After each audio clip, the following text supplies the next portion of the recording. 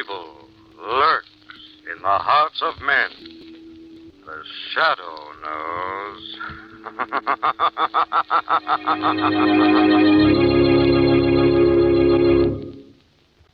Once again, your neighborhood blue coal dealer brings you the thrilling adventures of the Shadow, the hard and relentless fight of one man against the forces of evil.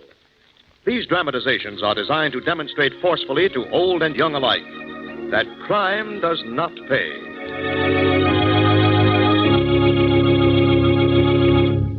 Friends, there has been no interruption in the mining of blue coal.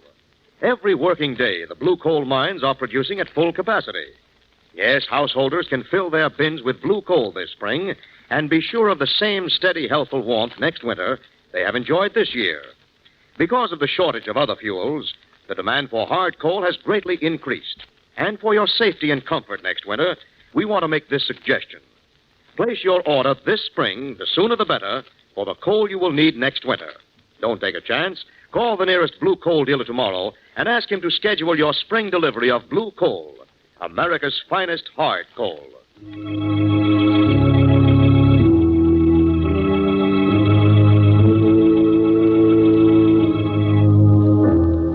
The Shadow, who aids the forces of law and order, is in reality Lamont Cranston, wealthy young man about town. Years ago in the Orient, Cranston learned a strange and mysterious secret: the hypnotic power to cloud men's minds so they cannot see him. Cranston's friend and companion, the lovely Margot Lane, is the only person who knows to whom the voice of the invisible Shadow belongs. Today's drama, Death and the Easter Bonnet.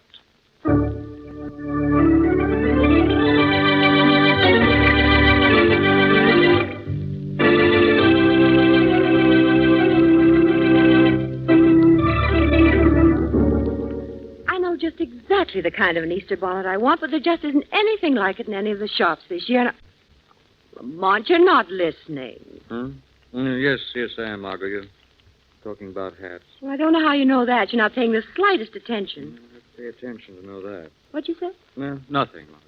They try to palm off any old thing on you in the stores, but the one I buy must be beige, have a white bird wing, and 2 red cherries. No chopped nuts? Lamont, you're impossible. Can't you see how lovely it would be? Beige with a pair of dark red cherries and a white wing. Well, why don't you buy one? Well, I've tried. There are just a few little out-of-the-way shops that I haven't been to yet. And I don't intend to give in until I've exhausted the town. Say nothing of me. What was that? Nothing, darling. Well, somewhere in this city there must be a beige hat with... I'll get it. Hello? This is Geraldine Granberry Smythe, Margot. Oh, yes, Mrs. Granberry Smythe. Listen, my dear, I hope I'm not too late with the invitation, but I'm having a musicale this afternoon at 4. Oh, well, it's awfully sweet of you to ask me, Mrs. Granberry Smythe. Now, before you say no, my dear, it's going to be quite an affair. Raoul Respighi is the guest of honor. Raoul Respighi? Oh, surely you've heard of him, Margot. The great violinist from Bologna. Where's Bologna? Oh, it's a small country in Middle Europe. Too utterly fascinating.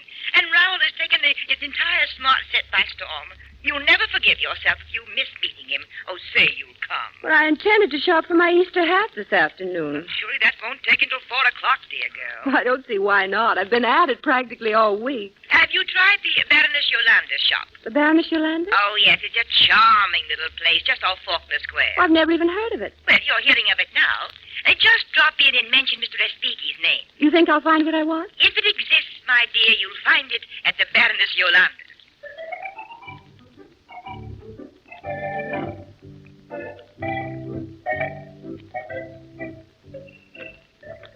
This is it, Lamont. The Baroness Yolanda. Shops at London, New York, and Southampton. I suppose you pay once for each shop. Well, you could hardly expect a woman like Mrs. Granberry Smythe to recommend a bargain basement. Yes? The lady would like to buy something. You're the Baroness Yolanda? I am.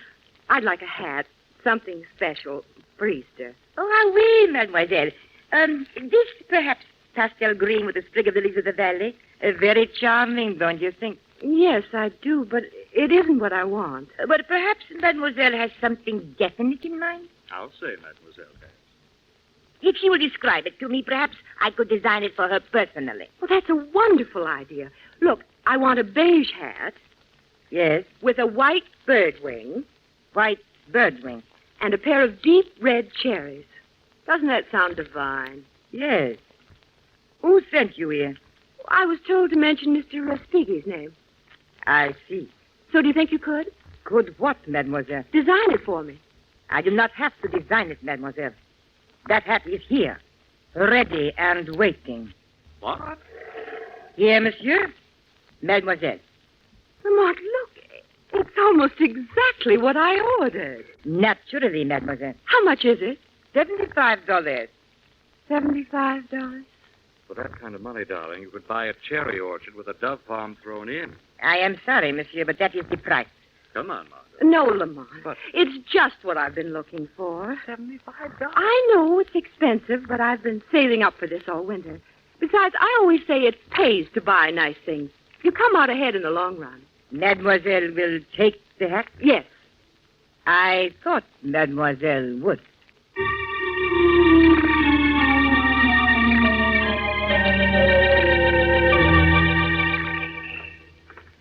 You don't think that was a little on the extravagant side, Margot? Just wait till you see how other women stare. If that's what you're after, you get better results wearing a picture of Gregory Peck on your head. You know, darling, you're very bright about most things. But when it comes to women's hats, you suddenly go blank. I'm sorry. Nothing more to say. I beg your pardon. What's that? I said I beg your pardon, but I couldn't help noticing your hat. You see? It's the most charming thing I've ever looked at. Do you mind if I ask you where you got it? Not at all. I just bought it at the Baroness Yolanda's, right across the square. I see. I hope you forgive my intruding. Don't mention it. She has some very lovely things. Drop in and look them over. Thanks. I intend to. Take your life savings with you. Lamont. Yes? I want a hat. Ah, oui. Perhaps you would I like... know what I'd like. I'd like a beige hat with 2 red cherries and a white bird's wing. What? I wasn't told I had to repeat it. Who sent you here? Respighi. Where's the hat? I... Where is it? I'll tell you where it is. You sold it. You sold it to that girl who just walked out of here. It is quite ridiculous, you know, Sherry. She asked for it. She knew everything. Even Respighi's name, mind you. Who is she? That I don't know, Sherry. Who's she working for? That I don't know either. Oh, this really is incredible. Eh bien, I have made a mistake, ma chère. Obviously, the deal is off, and our friend doesn't have to settle with me. Our friend won't get a chance to settle with you. What do you mean? I mean, you sold us out. Oh, no, Sherry. It was a mistake, just a little silly mistake. To prevent further silly mistakes, I'm going to settle with you myself. A gun. No, please, put it away. I am so terribly, terribly afraid of guns, Sherry. Too bad. But this is the last one you'll ever have to be afraid of. Sherry.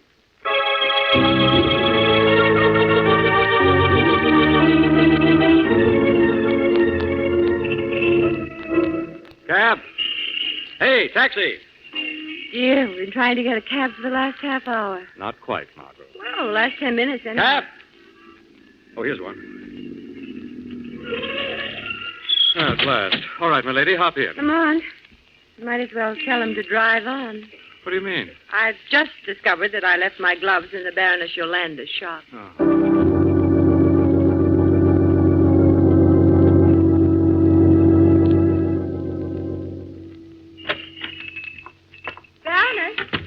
Baroness? She doesn't seem to be here. She doesn't seem to be here, Margot, but she is. Where? The floor at the end of the counter. Lamont. Easy now. What's the matter with her? Pretty serious complaint. What do you mean? She's dead. But she was alive just a few minutes ago. That was a few minutes ago. I'm going to call the police. There's probably a phone behind those curtains in the back. I'll take a look. What in the world happened here? Speculate about that later. Meanwhile... Margot, What? remember that girl in the street who asked you where you got your hat? Yes? Lying on the floor behind these curtains, unconscious. You're all right. You just fainted. That hat. I remember your Now, hat. just relax. You're safe now. What happened here? Happened? The Baroness. She's dead. Yes, I remember now. Easy. She was showing me some hats when he walked in. He? Who? His name was Gessler. At least that's what she called him. Maxime Gessler. Yes. There was an argument. About what? I don't know. They were speaking a foreign language. Then all of a sudden he pulled a gun and shot her. Where did he go? That's all I remember. Did she seem surprised when he walked in? No, I think he must have been an old customer. Good. Margot. Yes? Take that credit ledger off the desk there and look for the name Gessler. Just a second.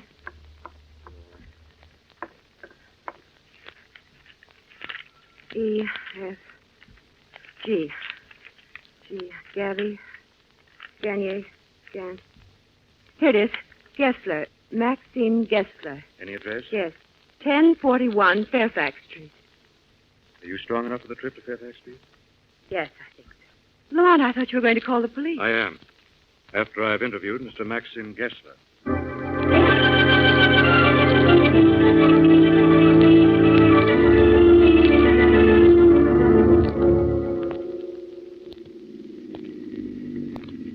This is it, 1041.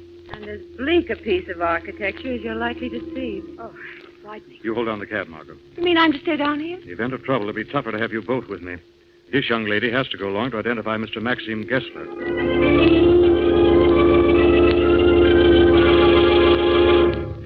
The right place. Look, on the bell there. Maxim Gessler, apartment 2C. All right, come on now, as quietly as you can. Have you got a gun? No. What don't you think you should have? In a spot like this, the element of surprise is worth more than heavy artillery. Here we are, 2C. You step to one side in case there's any trouble. What trouble? There won't be any trouble if you keep your hands in the air. Yes, just so. And show proper respect for this very admirable firearm. Gessler? Maxime Gessler at your service, sir. And in case you have not been properly introduced, the young lady at your side is my very able compatriot, Miss Nadia Sentlow. Get inside. A trap, I take it, Miss In-law. I'm sorry I had to lead you on, Mr. Cranston, but you'll forgive me when you see how much we need you in our business. Good work, Nadia. I took some fast thinking to get them here. When you phoned, you spoke of a young lady who had the hat. Yes, she's downstairs in a cab. I see. Here, take the gun. Thanks. Just keep Mr. Cranston occupied while I fetch the young woman. No. Out of my way. Keep your hands off Margot Lane. Nadia, Yes? I'm going to have to use violence with Mr. Cranston here. If he tries to defend himself in any way, shoot to kill. Understand? Yes, Maxine. You have made this necessary. Sir!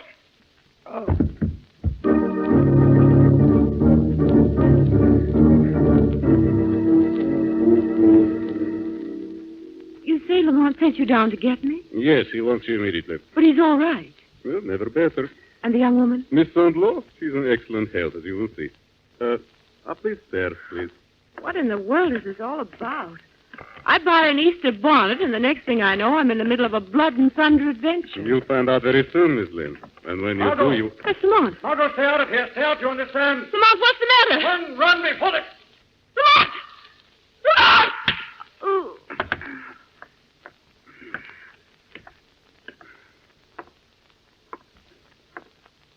Open the door, Nadia. I had to stop him, Maxine. I understand. I had to pacify Miss Lane. Getting quite excited. What did you use? Blackjack. I trust I did not damage her lovely Easter bonnet.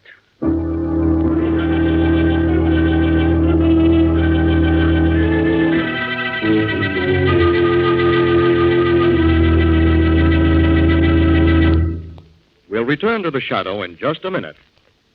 Friends, there has been no interruption in the mining of blue coal. We're glad to be able to tell you this because it means you'll be able to fill your bin this spring and be prepared against a possible fuel shortage next winter. Now, here's another important springtime suggestion. You know how the spring weather changes from balmy to freezing in a few hours? Well, that's when you most appreciate automatic temperature control. Why not have it now? Install a Blue Coal Temp Master with the electric eye thermostat. It will bring you years of carefree heating comfort. You need never go to the basement to adjust furnace dampers. You need never trouble yourself about regulating the temperature in your home, because the marvelous new electric eye thermostat will watch it for you. You Simply set the upstairs control, and furnace dampers will be automatically opened or closed as needed. You're assured of steady, even, healthful warmth at all times. And besides that, the new Blue Coal Temp Master heat regulator will cut your fuel consumption. Modernize your furnace with a Blue Coal Temp Master. It's easy and inexpensive to install. Tomorrow, call the nearest Blue Coal dealer and ask him to demonstrate the new Temp Master thermostat. And now, back to the shadow.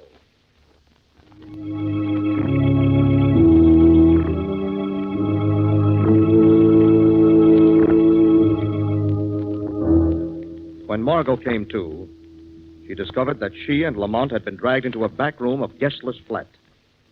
In motionless silence, they both listened, as in the next room, Gessler and the girl Nadja examined her Easter bonnet.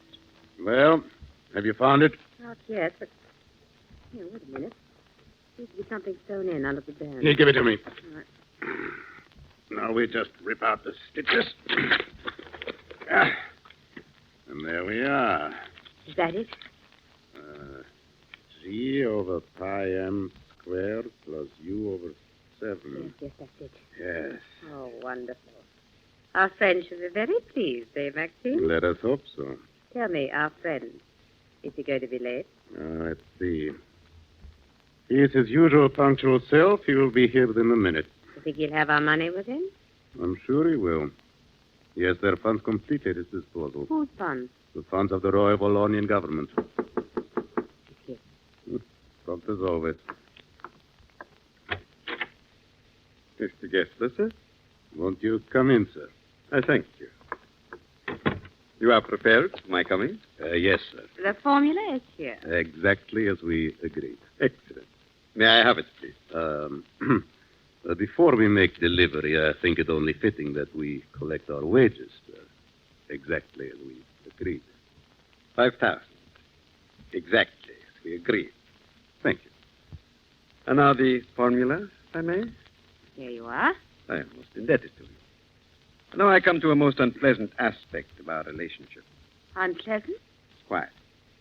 I'm on highly criminal business in this country, and one thing is most apparent. What's that? I would be most unlucky if you decided to sell me out before I have taken my departure from You the should shore. have thought of that before. Oh, I did, Miss Natcher. And I made plans to take care of this contingency. What sort of plans? This sort. Oh, no. Put down that gun. I am sorry, Maxim. Most sorry, Natcher. But I cannot jeopardize the interests of my country. Please. Please, I beg you. Don't. You can trust us. You can trust us. Respighi! Respighi!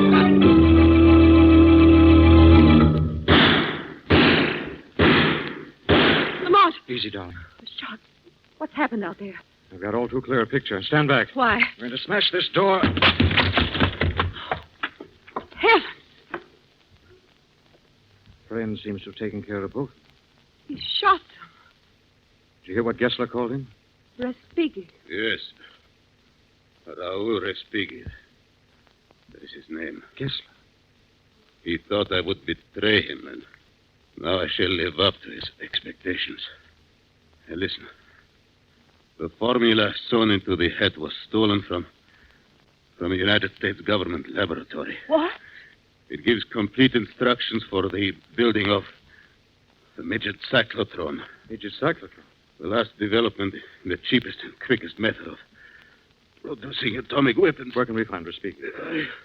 Where is he going? Going. You will find him 642. Yes, yes. Gessler. Too late. Yes? He's dead. 642. What does that mean? Where Respighi is gone. I don't understand. Neither do I. All I know is we've got to stop him. Let's call the police. That's too late. He'll waste no time being on his way now that he's got that formula. It's up to us. Margot, Yes? you heard about Respighi only this morning. Yes. Through Mrs. Granbury Smythe. See. You mustn't forget your manners, darling. My manners. A nice little girl would call up and apologize to Mrs. Granbury Smythe for missing her afternoon musicale.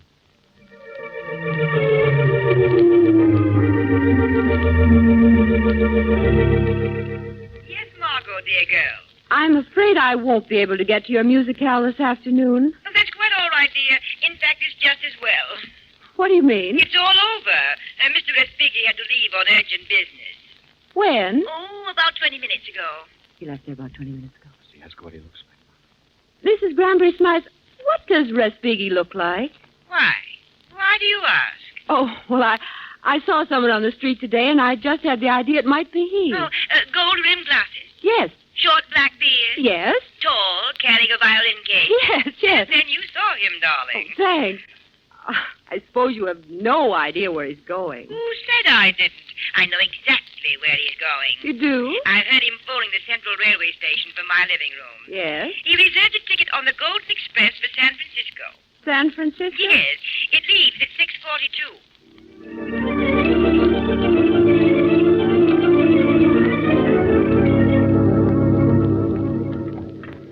What time does the clock say? 6:40, Lamont. We've made it. We haven't found the Golden Express yet. There it is, Margot. Track 14, Golden Express. Look, Lamont, it's pulling out. Quick, come on. We'll have to jump for it. Oh, home free. Oh, I never thought we'd make it. I want to find out Mr. Respighi. Excuse me, please. Oh, let ma'am by. Oh, I'm sorry. Oh, by the way, I beg your pardon. Yes? We're looking for a gentleman you may have seen. Yes? He's tall, wears golden glasses, with a short, dark beard. Oh, no, I don't think I've seen him, miss. He speaks with a foreign accent? No. Oh, wait a minute. Yeah, I've seen him. He's up ahead. Yes, where? At car 4. I heard him talking to the conductor. Thanks very much. You stay here, Margot. Lamont. There may be trouble. Well, then shouldn't you ask this gentleman to go along with you? No, thanks, sweetheart. This is a confidential Well, matter. if there's trouble, you may meet someone. There's trouble, I'll have someone. Who? A shadow. Come back to you later, my lady.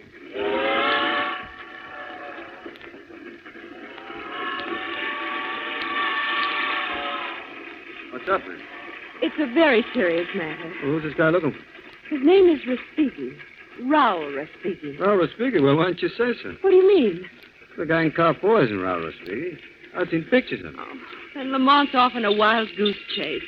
Respighi's a concert violinist, isn't he? Yes. There's a violin case here on the platform. Where? Here, right here. See? Oh, There's a tap on it. what does it say? Well, Mr. R, compartment 3. Mr. R. Respighi. Where is compartment 3? Next car. You want to have a look? Will you go along with me? Delighted. Delighted.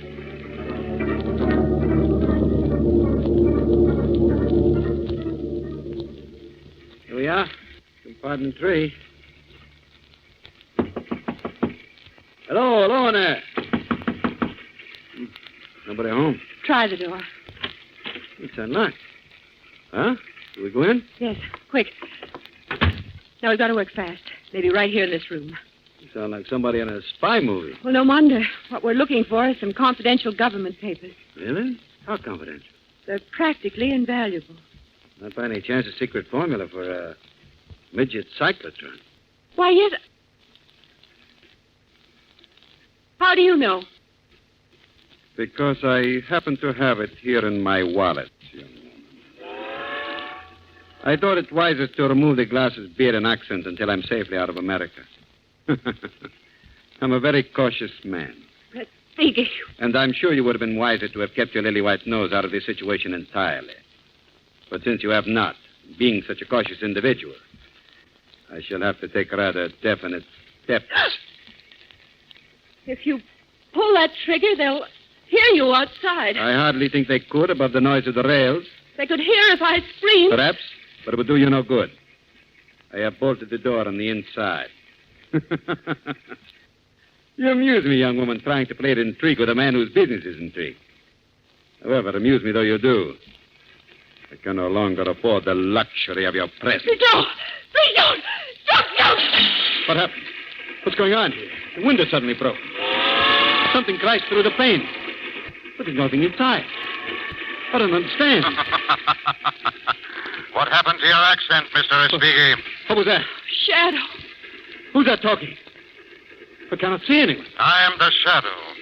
Now take that formula, Respighi. Don't come near me. Now take that formula. You touch me, I'll pull this trigger and kill this young woman before your eyes. No. I don't think so. I assure you I will. It may interest you to know that when Mr. Cranston discovered there was no man fitting the description he gave you in car 4, He wired ahead to the next stop to have you picked up. What difference does that make?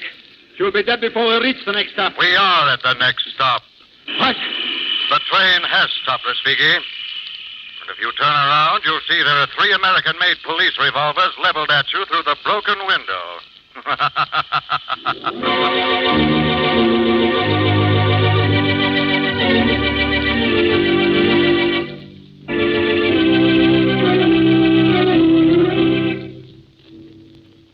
It seems like it all happened 20 years ago, doesn't it, Lamont? It's been less than a week.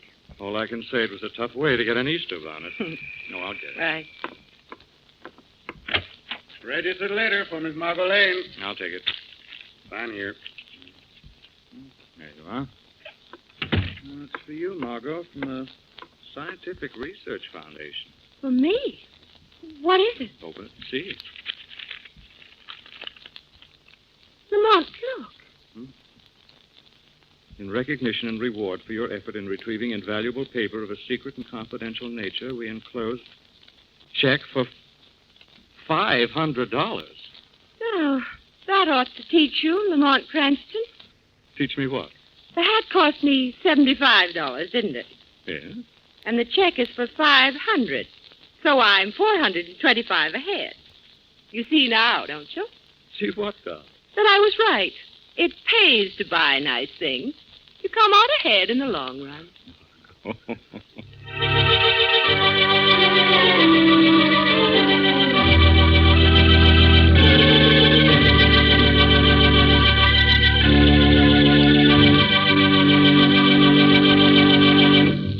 And now let me present Blue Coal's distinguished heating authority, John Barclay. Thank you, Andre Baruch, and good evening, friends.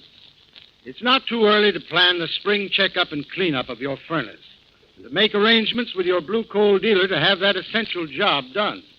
Yes, it's essential to good heating and operation that will save you money next winter and to prevent costly rust damage while your furnace is idle this summer. Blue coal dealers have specially trained men and special equipment to do a quick, thorough, dust-free, and inexpensive job of cleaning your furnace. They can also make the minor repairs necessary. Your blue coal dealer will receive many calls to clean and repair furnaces, so it would be wise to call him now and make sure that he'll be able to fit your job into his schedule. Better make a note right now to call the nearest blue coal dealer tomorrow. I thank you.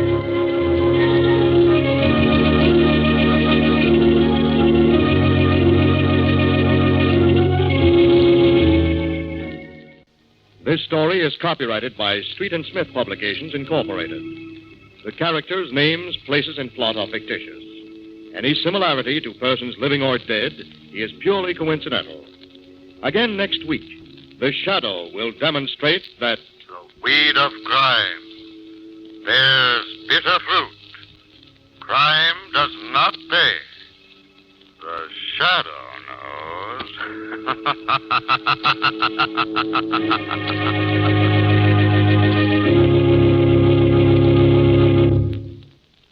next week, same time, same station, your friendly blue coal dealer brings you another strange and thrilling adventure in the Shadow's daring battle against the forces of evil. The Shadow is presented by the DL&W Coal Company, distributors of blue coal. Lamont Cranston is played by Brett Morrison. Margot by Grace Matthews. Your announcer is Andre Baruch. Remember, it's blue coal for finest heating service. It's blue coal for finest modern equipment. It's blue coal for the best home heat money can buy.